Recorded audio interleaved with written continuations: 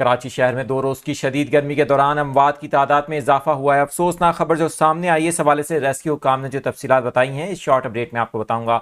मेरा नाम आदिल अजीज़ खानज़ादा है और आप देख रहे हैं न्यूज़ 24/7 उर्दू की स्क्रीन। आपको बताएं कि रेस्क्यू हुकाम की जानिब से बताया गया है कि अब तक मिलने वाली जो लाशें हैं उनकी तादाद 20 हो गई है और एक दिन 24 घंटे के अंदर ये बताया जा रहा है कि 20 लाशें कराची में मुख्तलिफ इलाकों से मिली हैं, जिन्हें सिविल, जिना और अब्बासी शहीद हस्पताल मुंतकिल किया गया है। रेस्क्यू काम के मुताबिक सुबह के वक्त मुख्तलिफ मकामात से 8 अफराद की लाशें मिली हैं और ये भी बताया जा रहा है कि कायदाबाद सुपर हाईवे, मलीर, क्लिफ्टन से भी ये लाशें मिली हैं, जबकि दीगर लाशें शहर के दीगर जो इलाके हैं मुख्तलिफ वहाँ से मिली हैं। इन लाशों के हवाले से बताया जा रहा है कि अभी तक इनका ज़ाहिर है कि पोस्टमार्टम तो नहीं किया गया, लेकिन वही सूरत हाल जो हमने जून के आखिरी दिनों में देखी थी। एक बार फिर 17 जुलाई के दिन की गर्मी के बायस कराची में ये अमवात बज़ाहिर हुई हैं।